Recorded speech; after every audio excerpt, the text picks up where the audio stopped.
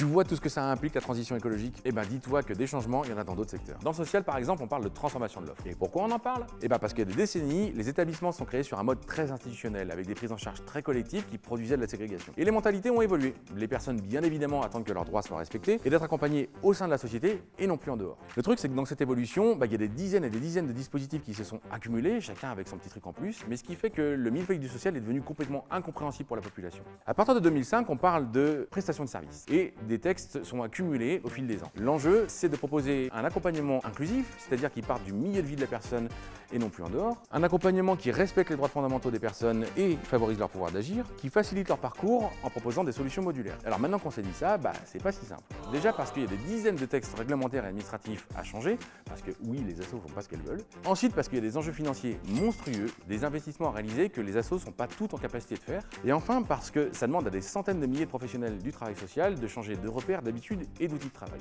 Donc la transformation de l'offre prend beaucoup de temps et les personnes concernées attendent toujours. Allez, abonne-toi.